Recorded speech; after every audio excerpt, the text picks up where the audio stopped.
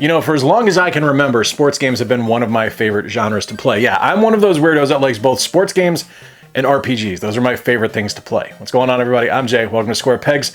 And today I want to talk to you about 10 retro sports games that I think hold up to this day that can stand toe-to-toe with some of the modern sports releases like NBA 2K, like MLB the Show. Now, for purposes of this video, I am saying retro is basically anything from the GameCube, PS2, Xbox generation on back. Now, if any of y'all want to say that is not retro, I strongly urge you to check yourself, because anything that is legal drinking age is retro at this point. It is old enough. It is going to be considered retro. I am almost willing to consider Xbox 360, PS3, Wii retro, but I'll let y'all have that one for now. And I think we're going to start things off on the Sega Dreamcast, one of my favorite all-time consoles. So what do you say? Let's get things started.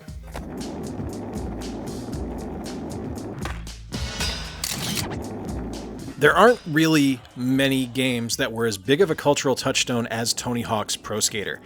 Tony Hawk made an entire genre. Now, we had things like Skate or Die and games like that back in the day, but we didn't have a realistic skateboarding experience, and I use realistic very loosely in this regard. Obviously, Skate is a more realistic experience, but we didn't have something that at least attempted to replicate what skateboarding was actually like until the Tony Hawk Pro Skater series. And for me, one of the best entries in that franchise is Tony Hawk's Pro Skater 2, and I loved playing it on the Sega Dreamcast.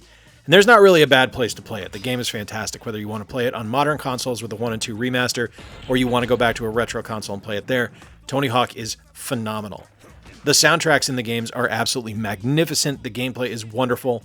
The graphics actually hold up pretty well. The physics are a little goofy, I'll give you that. They're a little bit silly. They don't exactly feel terribly realistic, but the gameplay just trumps it in every single way. It just makes up for it so much that you can just ignore the physics issues because the game is so much fun.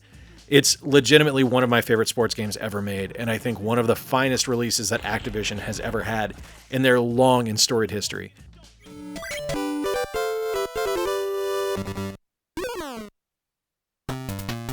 Baseball on the NES started and stopped for me with Baseball Simulator 1000. I love this game. I think this might be my favorite baseball game of all time, even counting things like MLB the Show, counting things like my favorite modern baseball game, and I use that term very loosely, MVP Baseball 2005, because that's only 19 years old at this point. But when I think back to positive baseball memories, Baseball Simulator 1000 is the one that first comes to mind. This is a game I played constantly when I was a kid. I was so excited when we got a sequel on the Super Nintendo with Super Baseball Simulator 1000. It's just a perfect game to me. There's standard baseball, which is great, and it plays just like every other NES baseball game we've ever played, but where Baseball Simulator 1000 really steps up is the fact that some of the pro teams have superpowers, just really laughing in the face of any kind of concept of what a simulator actually is. But man, is it fun. Being able to throw crazy pitches, to do amazing hits, to be able to launch yourself up into the sky to catch a home run. It's just a magical gaming experience, and it's something that to me absolutely holds up to this day. One of the best experiences I had as a child, one of the best experiences I have to this day is Baseball Simulator 1000.